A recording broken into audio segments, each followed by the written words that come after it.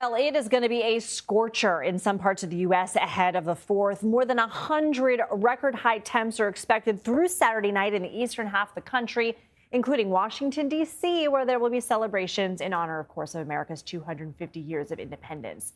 Philadelphia, Baltimore, Midwestern and Great Lakes cities are also expected to feel the heat. So for more, let's bring in CBS News New York's chief weathercaster, Lonnie Quinn. I mean, Lonnie, you have been in this area so long.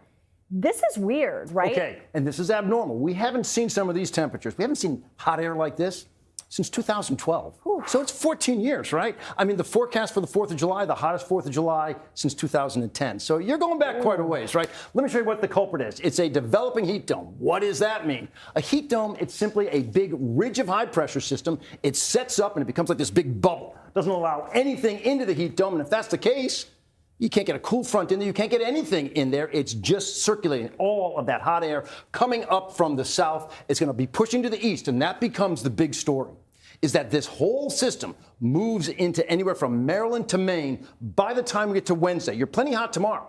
All right, but tomorrow, by the way, this is a great little factoid for you. Tomorrow, it will have a heat index in Detroit of 112 degrees. The heat index in Tampa, Florida will be 103. Both, go figure, both have heat indexes, heat advisories in place, but Detroit feels significantly hotter than what we see in Tampa. And the maps aren't exactly moving right now, but I'm going to take you through a great little story here because this is wild. As that heat dome sets up, anywhere from, like I said, Maryland to Maine, record temperatures, thermometer-wise, mercury-wise, will be set. I think a bunch of them will be set. You just heard Lindsay say the same thing. But when you look at the heat index, New York City on Thursday could hit 100 degrees. We haven't seen 100 degrees, like I just told her, since 2012. But factor in the humidity. The humidity is going to be off the charts. That 100 degrees in New York City will feel like 108. Don't say it. Why is that such a huge story? Because think about this.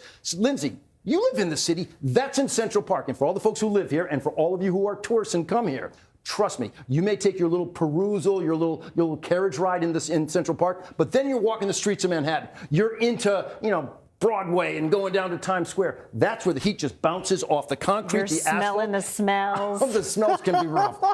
But it's feeling extremely hot, hotter than 108. I venture to guess that Times Square on Thursday could very well feel like 112 to 115 degrees. Oh, my goodness. And meanwhile, you dangerous. go to escape that heat into Central Park where it could be feeling like 108. Wow. Isn't that crazy? Yeah, it is crazy. And everybody needs to remember, because we've got the Parade of Tall Ships on the Hudson. Everybody's going to be looking at that Saturday. There's so many events. And you're out, you want to do your things. My key to everybody, I don't just preach it, I live it. Drink your water. Okay, look at the size of this water jug. Every day I go through one of these. And the thing is, it's nature's way of air conditioning and lowering your body temp. Do it, people. Drink your water. This is dangerous heat. Mother Nature's biggest killer? Heat. Yes. It's not like a hurricane. I'm a Phoenician. I know it. Mm-hmm. Yeah, it's dangerous. Not to be played with. Lonnie Quinn, thank you so much. Drink up. Drink up, Linz.